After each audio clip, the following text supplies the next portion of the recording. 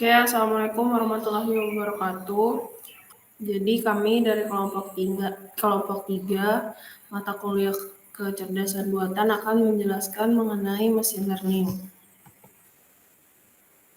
Nah, di sini ada anggota kelompok kami. Yang pertama itu ada Cinta, terus itu ada saya Anissa, ada Desta, dan ada Mulyani. Nah, bahan kajian atau yang akan kami jelaskan di sini tuh yang pertama tuh ada pengantar machine learning, yang kedua itu ada supervised learning, yang ketiga unsupervised learning, yang keempat ada algoritma dan teknik dasar, dan yang kelima itu ada evaluasi model machine learning. Nah, jadi yang pertama tuh mengenai pengantar machine learning. Nah, machine learning atau yang disingkat dengan ML ini adalah cabang dari kecerdasan buatan atau artificial intelligence (AI) yang memungkinkan sebuah komputer tuh untuk belajar dari data dan membuat keputusan tanpa pemrogram eksplisit. Nah, ML sendiri ini atau machine learning itu menggunakan algoritma dan model statistik untuk menganalisis data, mengidentifikasi pola, dan memprediksi hasil berdasarkan informasi yang telah dipelajari sebelumnya. Konsep dasar machine learning ini tuh berfungsi untuk mengandalkan hubungan matematis antara data input dan outputnya. Proses ini tuh dimulai dengan pelatihan algoritma menggunakan dataset yang cukup besar, di mana algoritma itu belajar untuk mengenali pola dan hubungan dalam data tersebut. Contohnya tuh jika diberikan data input output seperti 2, 10, 5, 19, dan 931, algoritmanya itu dapat menghitung hubungan tersebut dan memprediksi output untuk input baru. Nah, jadi di machine learning itu sebenarnya ada supervised dan unsupervised learning. Jadi di sini saya akan menjelaskan dulu mengenai supervised learning. Nah, supervised learning ini adalah salah satu pendekatan dalam machine learning, di mana modelnya itu dilatih menggunakan data yang telah dibeli. Nah, dalam metode ini tuh setiap data input memiliki output yang sesuai, memungkinkan sebuah algoritma untuk belajar memetakan input ke output yang diinginkan. Proses ini umumnya melibatkan dua jenis masalah utama, biasanya itu klasifikasi dan regresi. Nah, cara kerja supervised learning ini ada 3. Yang pertama itu pengumpulan data, pelatihan model, pengujian model. Nah, pengumpulan data sendiri itu modelnya itu dilatih menggunakan dataset yang telah dibeli, di mana setiap contoh data atau inputnya itu memiliki label atau output yang benar. Nah, pelatihan model. Algoritma belajar dari data pelatihan dengan mengidentifikasi pola dan hubungan antara input dan output. Proses ini melibatkan penyesuaian parameter model untuk meminimalkan kesalahan prediksi. Terus yang ketiga itu ada pengujian model. Nah, setelah pelatihan, model ini tuh diuji menggunakan data baru atau yang disebut test set, yang juga memiliki label untuk mengevaluasi akurasi prediksinya. Nah, masih di supervised learning. Nah, di sini tuh ada tipe masalah dalam supervised learning. Yang pertama itu klasifikasi. Dengan menentukan kategori dari input, contohnya itu aplikasi, termasuk pengenalan wajah dan klasifikasi email sebagai spam atau tidak. Terus tuh ada regresi. Regresi itu memprediksi nilai kontinu berdasarkan data input. Nah, contoh aplikasinya itu termasuk prediksi harga rumah atau perkiraan cuaca. Terus tuh di sini ada algoritma umum dalam supervised learning. Yang pertama itu ada beberapa algoritma yang sering digunakan dalam supervised learning meliputi regresi linier untuk memprediksi nilai kontinu. Terus tuh yang kedua ada decision trees, membantu dalam pengembalian keputusan berdasarkan fitur. Terus tuh ada support vector machines atau yang disingkat SVM. Ini tuh efektif untuk klasifikasi dengan margin maksimum. Terus tuh ada klasifikasi naive Bayes atau berdasarkan probabilitas untuk klasifikasi.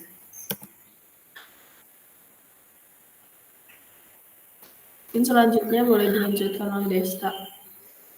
Oke, next kita masuk ke materi berikutnya yaitu unsupervised learning, yang dimana pengertian dari unsupervised learning itu dia tuh metode dalam machine learning di mana model itu dilatih gunain data yang tidak berlabel.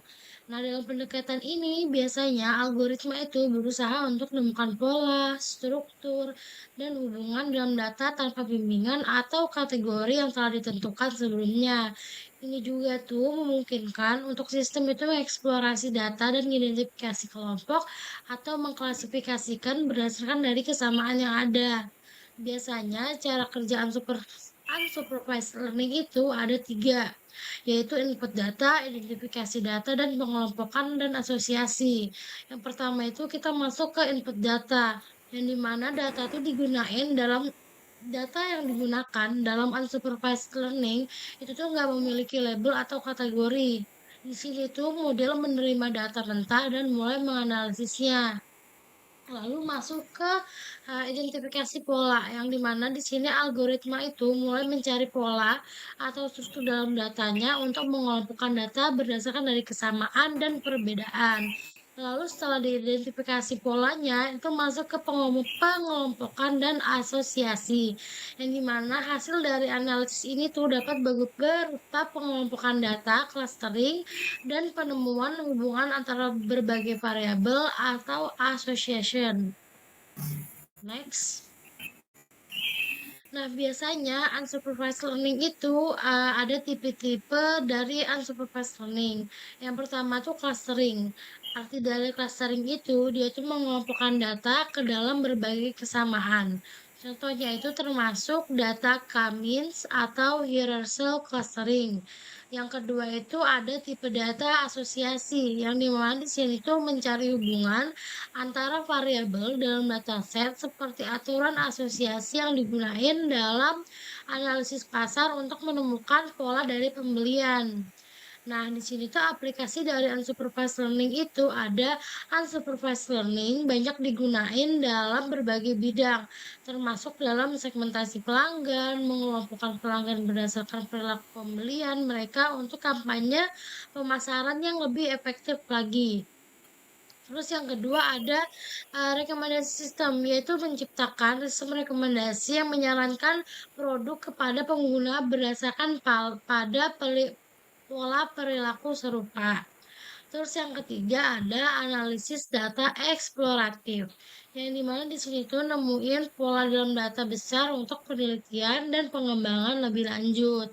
Nah, dengan pemahaman unsupervised learning yang sudah saya sebutkan tadi, di sini tuh individu dan organisasi itu dapat memanfaatkan teknik ini tuh untuk menggali wawasan dari data yang awalnya tidak terstruktur dan meningkatkan pengambilan keputusan dari berbasis data. Mungkin next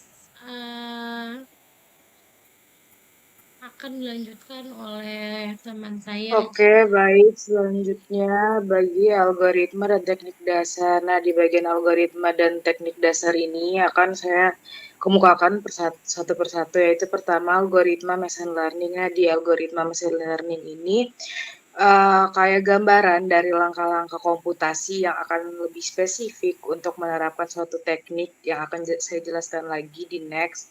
Pada algoritma ini mengimplementasikan secara matematis bagaimana model akan belajar dari data yang akan dibuat atau diprediksi seperti itu. Nah, contohnya itu ada 3 di sini.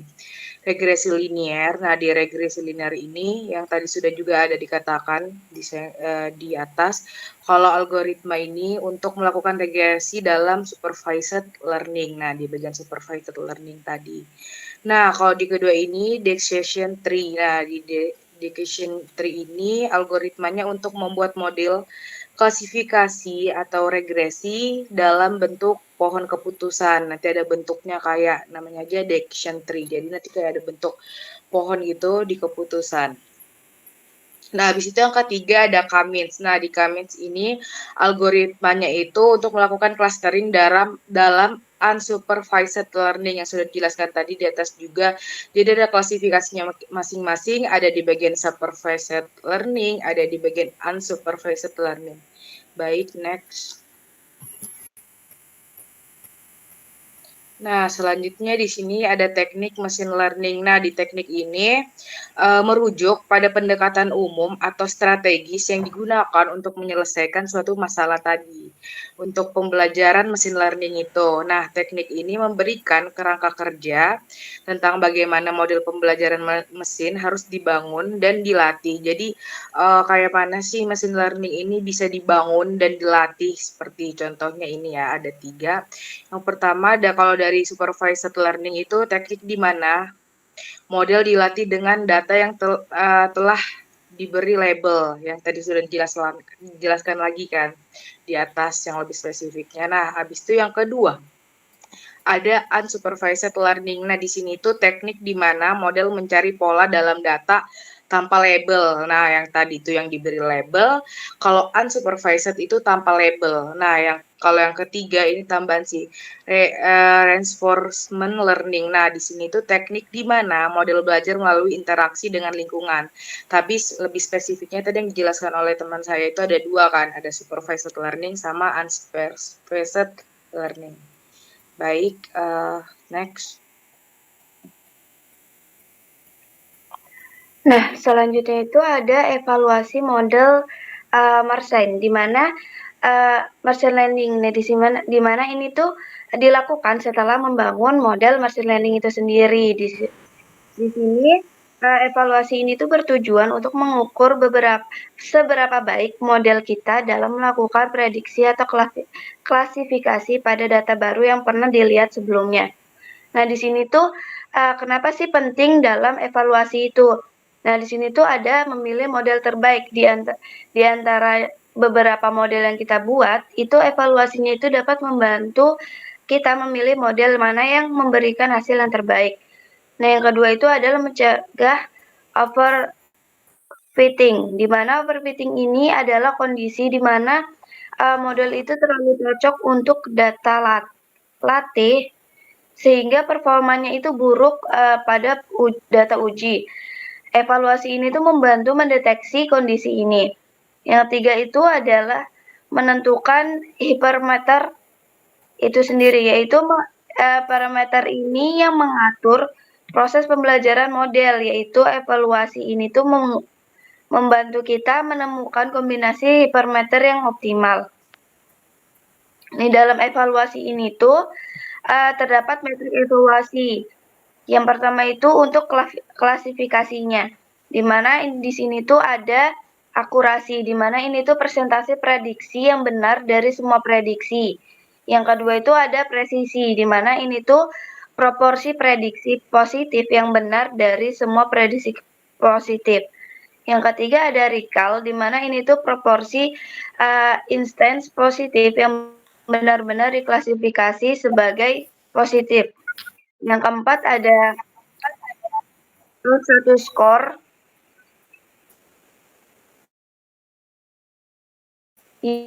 yaitu nilai rata-rata harmonik dari persisi atau recall. Yang terakhir itu ada kurva R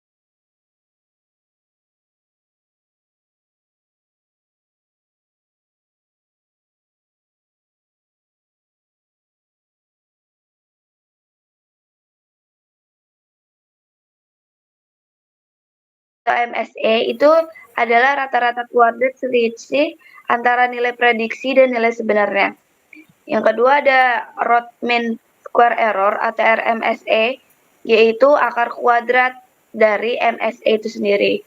Yang ketiga ada mean absolute error atau MAE, yaitu rata-rata selisih absolut antara nilai prediksi dan nilai sebenarnya.